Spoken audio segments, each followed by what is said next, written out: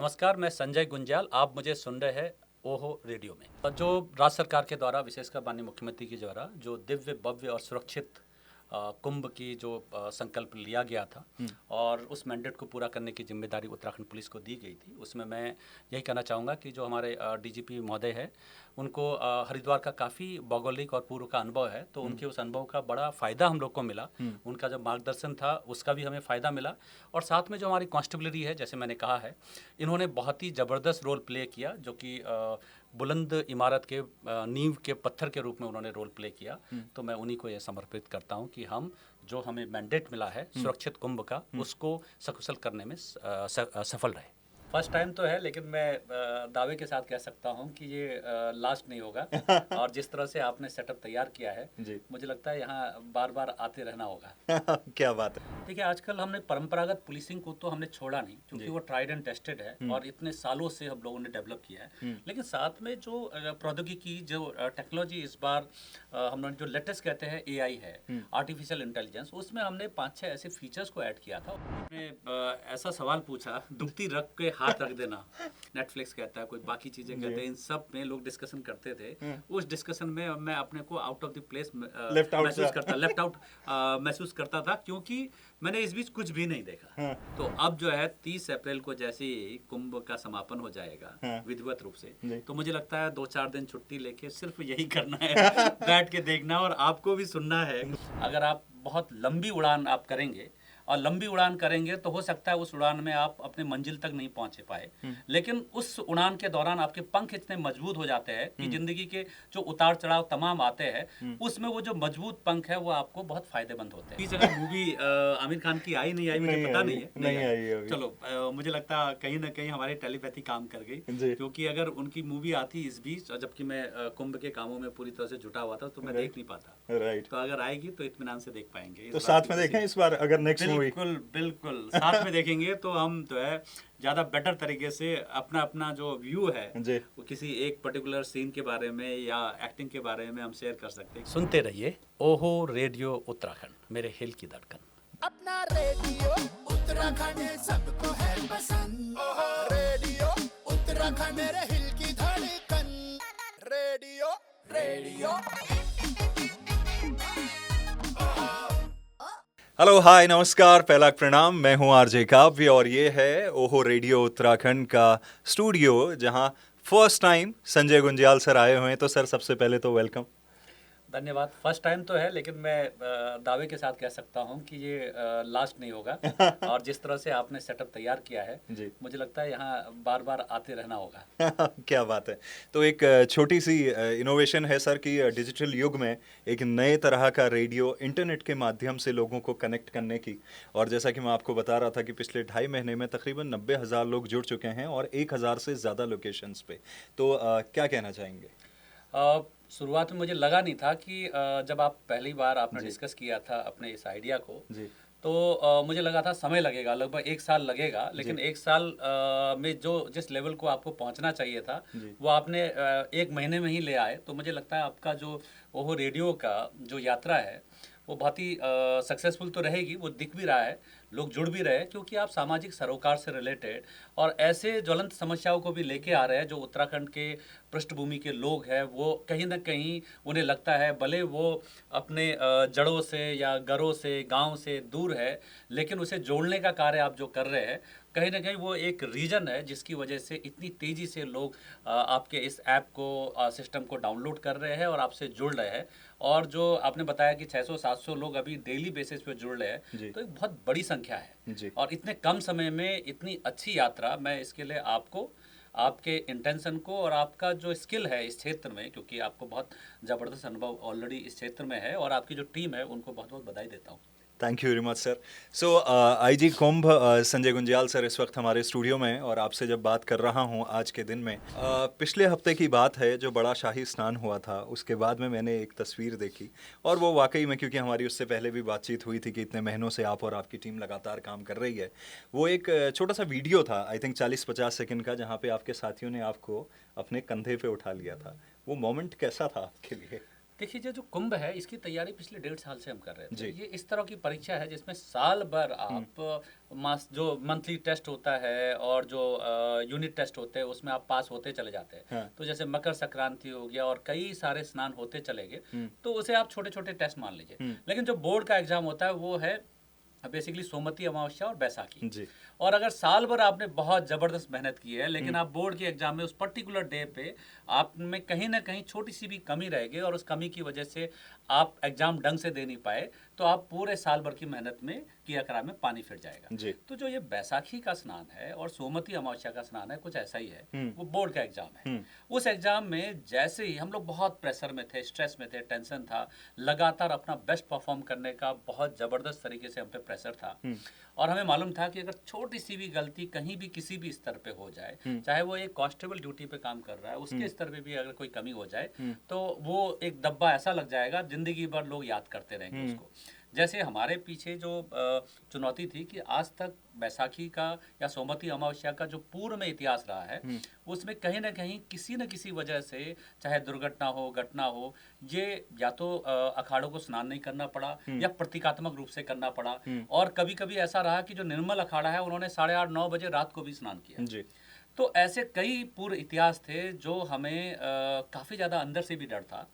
तो जैसे ही वैसाखी का स्नान पूरा हुआ और हम लोग ने डिक्लेयर किया कि वैसाखी का स्नान सकुशल संपन्न हो गया है, अब सारे अखाड़े बहुत ही संतुष्ट होकर हम सभी लोगों को जो पुलिसकर्मी उनको आशीर्वाद देते हुए गए, तो एक ऐसा मोमेंट अचानक क्रिएट हो गया कि लोग अपने आप माँ गंगा जी के चरणों में जाने लगे, खुद जो है स्नान करने लगे। तो ऐसे में एक आप कह सकते हैं भावनाओं का अतिरेक था या एक लोगों में खुशी का एक इजहार था कि वो लोग मुझे भी लेके चले गए। और उसमें मैं ये भी कहूँगा कि एक कमी जरूर रही कि हमारे मास्क जो है वो डुबकी के दौरान या पानी में डालते समय गिर गया, परंतु जो मैंने अपने साथियों को खासकर जो कांस्टेबलरी को जो खुशी देखी उनकी खुशी को देख के मुझे अंदर से एक आत्मिक संतुष्टि हुई। क्योंकि इस कुंभ का एक विशेष है कि एक आदमी पास तो सभी पास, क्या बात। और एक व्यक्ति फेल तो सभी फेल। इवन कांस्टेबल को भी पता था अगर मैंने कमी की और मेरी वजह से कहीं आगे जाके एक प्रेशर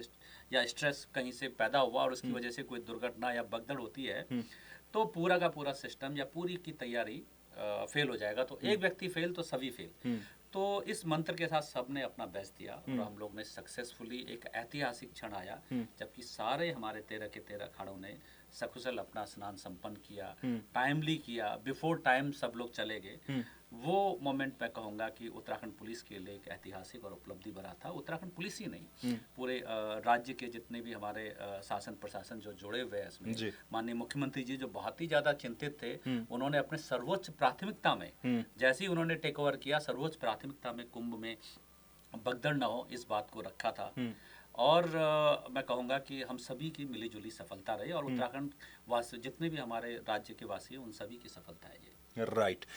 जब मैं वहाँ पे आया था, जो मेला भवन है, मैंने वहाँ पे देखा कि आपने न केवल जो पारंपरिक तरीके होते थे उसके अलावा जो है टेक्नोलॉजी का इस्तेमाल, मैं अपने दर्शकों को पहले भी दिखा रहा था कि किस तरह से अगर कोई नो मास्क में था तो उसका वो लिखा हुआ उस पर आ जाता था, उस तरह से कैच हो रहा था। टेक्नोलॉजी का इस्तेमाल कितना महत्वपूर्ण हो जाता है इस तरह के आयोजनों में? देखिए आजकल हमने परंपरागत पुलिसिंग को तो हमने छोड़ा नहीं क्योंकि वो ट्राइड एंड टेस्टेड है और इतने सालों से हम लोगों ने डेवलप किया है। लेकिन साथ में जो प्रौद्योगिकी जो टेक्नोलॉजी इस बार हम लोग जो लेटेस्ट कहते हैं AI है, आर्टिफिशियल इंटेलिजेंस, उसमें हमने 5-6 ऐसे फीचर्स को ऐड किया था। उसमें एक फीचर जो बड़ा ही प्रासंगिक है वो है जिस तरह से कोविड सिचुएशन है तो विदाउट मास्क अगर भीड़ में कोई है तो विदाउट मास्क को एकदम आइडेंटिफाई करना और उसमें अलर्ट जनरेट करना और अलर्ट जनरेट करके उसमें हम अपने टीम को जो पास में उसको बता सकते हैं कि यहाँ कार्रवाई करें। और आपको ये बताते हुए खुशी होगी कि हम लोगों ने इसी तरह से कम 6-7 हज़ार तो इसी से, जबकि ये बिल्कुल नई टेक्नोलॉजी है, शुरुआत में कई सारे प्रैक्टिकल प्रॉब्लम आती है, लेकिन 6-7 हज़ार हमने चालान कुंभ मेला पुलिस के द्वारा विदाउट मास्क के इसके बेसिस पे भी किए, जिसमें कि AI एप्लीकेशंस था और AI में और भी फीचर्स थे। जैसे पहली बार हम लोगों ने कुंभ में अब हर घाट में, क्योंकि भगदड़ संभावित क्षेत्र है और कुंभ का खासकर हरिद्वार कुंभ का पूर्व इतिहास बहुत ही आप कह सकते हैं अच्छा नहीं है कि यहाँ पर भगदड़ बहुत ज़्यादा हुए है। इवन जब आज से कुछ साल पहले जब मुश्किल से 2.5-3 लाख की भीड़ थी, इतनी कम भीड़ में भी वहाँ करीब 19 लोगों की स्टैम्पेड में डेथ हुई है। तो आप समझ सकते हैं कि हरिद्वार कुंभ मेला का आयोजन या किसी भी तरह के स्नान का आयोजन हरिद्वार में बहुत ही चैलेंजिंग रहता है। तो ऐसे में हमने एक फीचर था उसमें कि अगर किसी एक पर्टिकुलर एरिया में हेड काउंटिंग सिस्टम रखा था कि एक अपर लिमिट रख दी थी, ये क्रिटिकल क्राउड डेंसिटी है, इससे अधिक होता है तो वो अलर्ट जनरेट करेगा और हमें बता देगा कि भाई वहाँ जरूरत से ज़्यादा लोग हैं, आप तत्काल जो है डाइवर्ट कराइए। वो फीचर था। उसके अलावा गाड़ियाँ कितनी आ रही है कितनी जा रही है वो काउंटिंग का था। इवन हेड काउंटिंग का तो है ही, साथ में हम लोगों ने उसमें ट्रैफिक मैनेजमेंट का भी एक सिस्टम एआई के बेसिस पे रखा था। एक इंटरनल सिक्योरिटी के लिहाज से अगर कोई सामान कहीं पड़ा है, कोई अगर गलत इरादे के साथ उपद्रवी तत्व आता है और अपना सामान किसी जगह पे छोड़ देता है, तो उसको भी आइडेंटिफाई करके कि इसका कोई टेक केयर करने वाला नहीं है, तुरंत वो अलर्ट जनरेट करेगा। और जिसके बेसिस में हमारे जो बॉम्ब स्क्वाड है वो जाकर उसको चेक कर रहे थे कि ये कहीं गलत चीज़ तो नहीं है या कोई इंटरनेट सिक्योरिटी के लिहाज से कोई सेंसिटिव चीज़ तो नहीं है। तो ऐसे फीचर्स हम लोग ने यूज़ किए और ये फीचर्स कुंभ में तो यूज हुए हैं, लेकिन ये लगातार अब हरिद्वार में बने रहेंगे और भविष्य की पुलिसिंग में क्वालिटेटिव चेंजेस लाने में उत्तरोत्तर सुधार की दिशा में एक बहुत मील का पत्थर साबित होगा। राइट। जब मैं आज इस वक्त पे आपसे बात कर रहा हूँ, एवरी टाइम बात करता हूँ, बहुत सारी एक इंस्पिरेशन तो मिलती ही है। साथ के साथ मैं एक चीज़ शेयर करना चाहता हूँ कि मैं जब आपका पूरा एक बैकग्राउंड देखता हूँ कि आप जब आईपीएस बने और उसके बाद केदारनाथ की त्रासदी हुई उत्तराखंड में, एसडीआरएफ को आपने इतने वक्त तक लीड किया, उसके बाद में आप उत्तराखंड पुलिस को माउंट एवरेस्ट लेके जाते हैं, फिर पिछले साल जब कोविड की चीज़ें हुई, हिंदुस्तान भर से जो उत्तराखंड के लोग वापस आ रहे थे उनकी जिम्मेदारी आपको मिलती है, फिर कुंभ इस वर्ष में और कुंभ में भी वापस से कोविड। कभी ऐसा लगता है कि संजय गुंज्याल सर बने ही इन चैलेंजेस के लिए हैं या ये अपॉर्चुनिटी आपके हिस्से में ये किस तरह से आ जाती है? मैं ये कहूँगा कि जो आपका एक वर्ड है उससे तो मैं सहमत नहीं हूँ कि संजय गुंज्याल इस चैलेंज के लिए बने हैं। एक्चुअली मैं नहीं हूँ। हमारे साथ जब भी इस तरह के चैलेंजेस मिलते हैं तो ये हमारी ड्यूटी का पार्ट है। गवर्नमेंट को समय समय पे जब लगता है कि इस तरह के डिफ़िकल्ट सिचुएशन आए हैं तो वो सभी सरकारी सेवकों से कहीं ना कहीं अपील करती है या टास्क देते हैं। तो उस टास्क को जो बेस्ट तरीके से आप 100% देने की कोशिश करेंगे तो सफलता मिलती है। और अनुभव भी काफ़ी समय हो चुका है, उत्तराखंड का हर क्षेत्र में काम किया है और यहाँ के लोगों से जुड़कर, खासकर ग्राउंड में प्रैक्टिकली जो प्रॉब्लम लोगों को देखते हुए उसको अगर हम कई बार हमारा अप्रोच बहुत थ्योरेटिकल हो जाता है और थ्योरेटिकल हो जाता है तो हम स्कीम तो बहुत अच्छा बनाते हैं लेकिन प्रैक्टिकली ग्राउंड में इम्प्लीमेंटेशन में बहुत दिक्कतें आती है। तो अगर आप प्रैक्टिकल व्यवहारिक अप्रोच रखें तो चीज़ें हो सकती है। जो आपने 2-3 वाक़ये भी बताए हैं वो ऐसे सिचुएशन है जिससे कि मैं ये नहीं कहूँगा कि हमने 100% बहुत अच्छा किया, उसमें कई व्यवहारिक कठिनाइयाँ आई और हम लोगों ने अनुभव से काफ़ी चीज़ें सीखी है और हर बार सीख कर हमने अपने को और सुधार लाने की कोशिश की है। जैसे आपने कहा केदारनाथ में शुरुआत में कुछ गलतियां भी की हम लोगों ने। और वैसे सबसे पहले हम रामबाड़ा जो पूरी तरह से खत्म हो गया था वहाँ सबसे पहले पहुंचे। पहले दिन के जो ऑपरेशंस में और सेकंड डे के ऑपरेशन में जमीन आसमान का अंतर था। पहले दिन यद्यपि हम लोगों ने 360 के आसपास लोगों को बचाया, सेकंड डे जो है हम लोगों ने और बेटर ज़्यादा अच्छे तरीके से किया। तो समय के साथ साथ हम लोगों ने सीखा है। और कोविड में जब माइग्रेशन का बात आई थी तो माइग्रेशन में भी बहुत दिनों तक शुरुआत में बहुत दिक्कत हुई, लेकिन धीरे धीरे जब एक बार सिस्टम में आ गया, हमारे पास टीम भी बहुत अच्छी थी, सारे युवा हमारे आईएएस और आईपीएस ऑफिसर्स हम लोग के साथ जुड़े थे, तो उस टीम की वजह से हम लोग परफॉर्म कर पाए। तो मैं ये कहूँगा कि जो भी उस समय सफलताएं मिली है वो सिंगल एक व्यक्ति के रूप में मेरी नहीं है, वो तो सारे टीम की है। और उस टीम की वजह से ही जो टीम भावना के साथ हम लोगों ने काम किया उसकी वजह से डिफ़िकल्ट सिचुएशन में और टाइम में हम लोग को सफलता मिली है।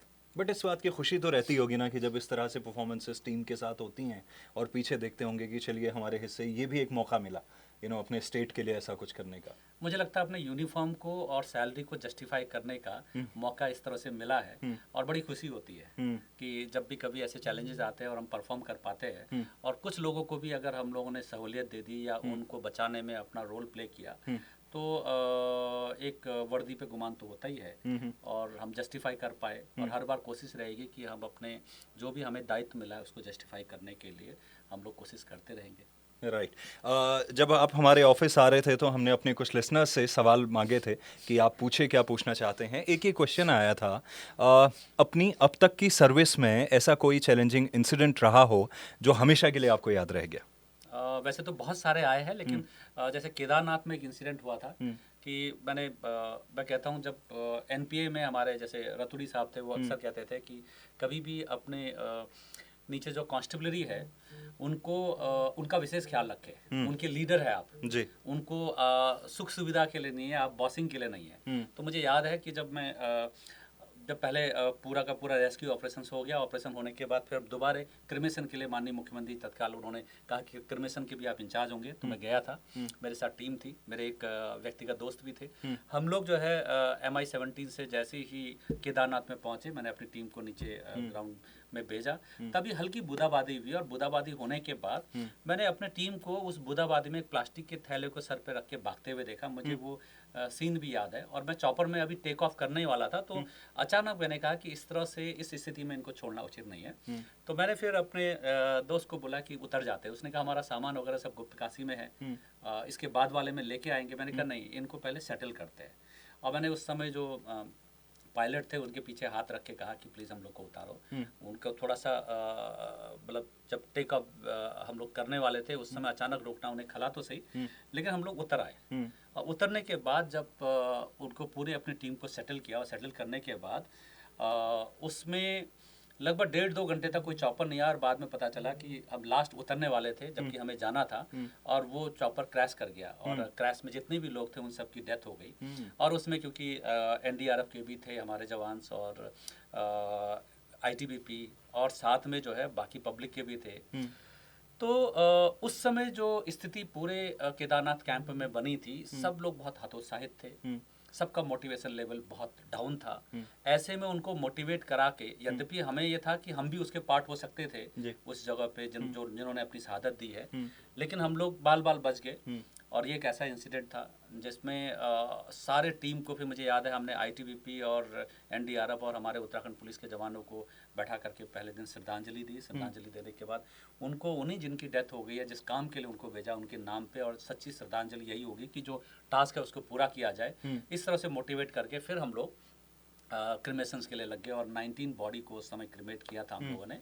और उसमें जो नीचे से जितना भी हमारा सपोर्ट स्टाफ आना था, इवन लकड़ी आने थे, पंडित जी को आना था, ये कुछ भी नहीं आया। तो उस समय जो पुलिस वाले थे उन्होंने सारा रोल प्ले किया, चाहे वो DNA एक्सपर्ट के रूप में उनके DNA का सैम्पलिंग करना हो, एक जो शवदाह करने वाले जो व्यक्ति के रूप में उनके लकड़ियाँ भी वहीं आसपास इकट्ठा करके लकड़ी का करना हो, पंडित जी की भूमिका निभाई, उनके जो अननोन डेड बॉडी है उनके फैमिली मेंबर के रूप में as a family member last rite को, पूरा रिचुअल को पूरा कराने में हो।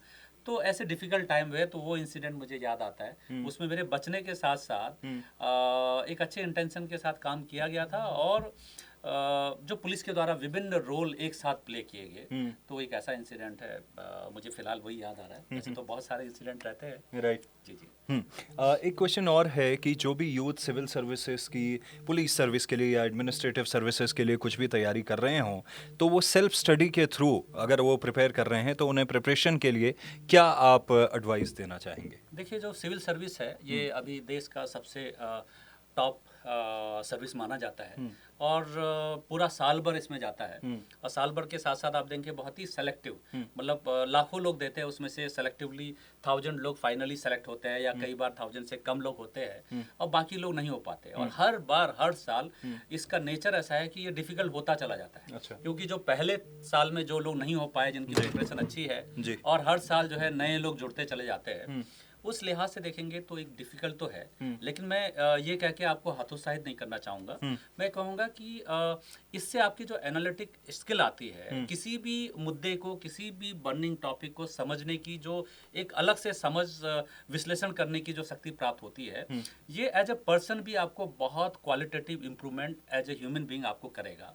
चीज़ों को सिर्फ जैसे दिख रही है उसी तरह से नहीं, बाकी अलग अलग तरीके से आप देख सकते हैं, वो स्किल आती है। जैसे कहते हैं ना कि मैंने कहीं सुना था कि अगर आप बहुत लंबी उड़ान आप करेंगे और लंबी उड़ान करेंगे तो हो सकता है उस उड़ान में आप अपने मंजिल तक नहीं पहुंच पाए, लेकिन उस उड़ान के दौरान आपके पंख इतने मजबूत हो जाते हैं कि जिंदगी के जो उतार चढ़ाव तमाम आते हैं उसमें वो जो मजबूत पंख है वो आपको बहुत फायदेमंद होते हैं। तो इसलिए आप जरूर ट्राई करिए, पूरा प्रयास करें। ये मत देखिए कि आपका बैकग्राउंड क्या था, आप पहले क्या थे, उसके बावजूद आप अगर जो प्रिपरेशन है उसमें आपने 101% जो कहते हैं अगर दे दिया और आपकी दिशा और दशा दोनों सही है तो यकीनन चाहे कुछ भी बैकग्राउंड हो, कुछ भी सब्जेक्ट हो, आपके इंटरेस्ट का सब्जेक्ट होना चाहिए, आप जरूर सफल होंगे। हाँ, लेकिन यह है कि किसी वजह से अगर सफल नहीं भी होते तो जिंदगी खत्म नहीं है, रास्ते बंद नहीं है, तमाम और भी कई रास्ते हैं, उस पर जरूर चलना चाहिए।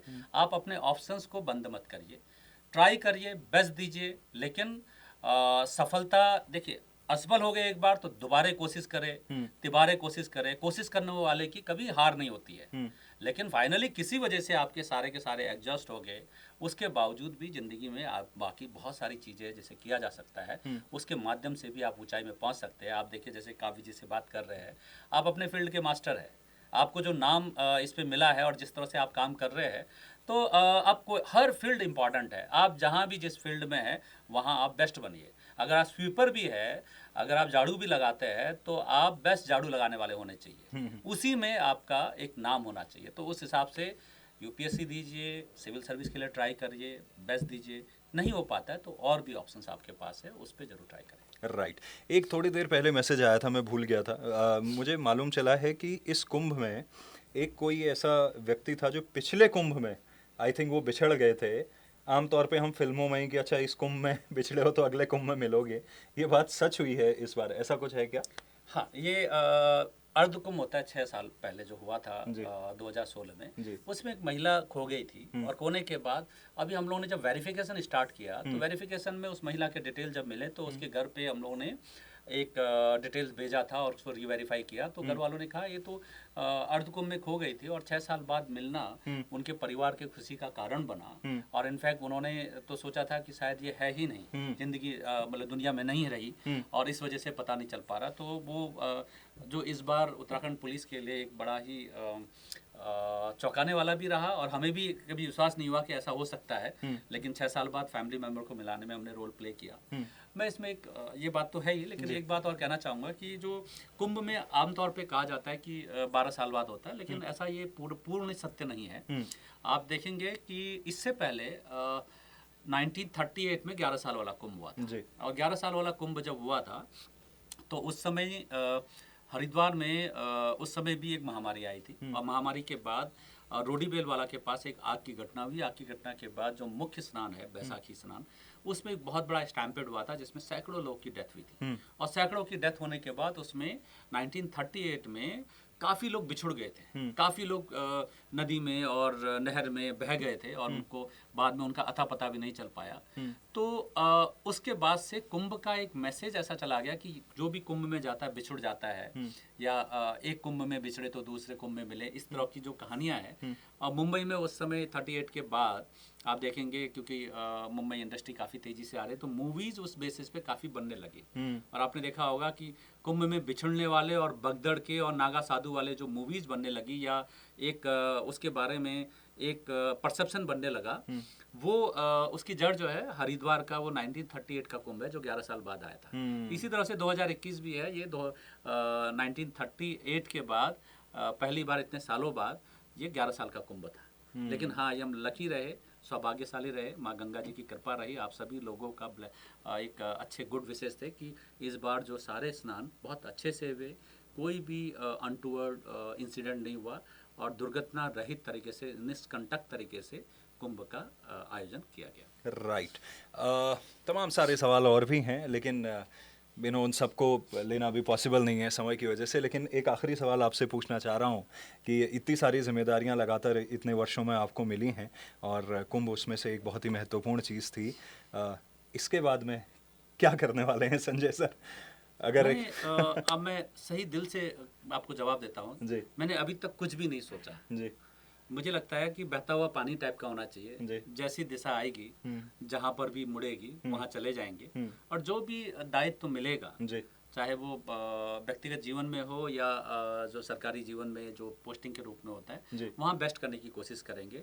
दिमाग में या दिल में कोई ऐसा नहीं है कि यहाँ होगा या वहाँ होगा। जो जिम्मेदारी मिलेंगी उसको हम लोग अपना बेस्ट देने की कोशिश करेंगे। राइट। पिछले इतने टाइम में हम लोगों ने, जब भी लॉकडाउन होता है, कोविड होता है, लोग घरों में रहते हैं, फिल्में तो आ नहीं रही हैं, OTT प्लेटफॉर्म्स पे कुछ कुछ चीज़ें आती हैं, हम लोग देखते रहते हैं। आपने कितना देखने का समय मिला, कितना मिस कर दिया, कुछ क्या है? आपने ऐसा सवाल पूछा, दुखती रख के हाथ रख देना।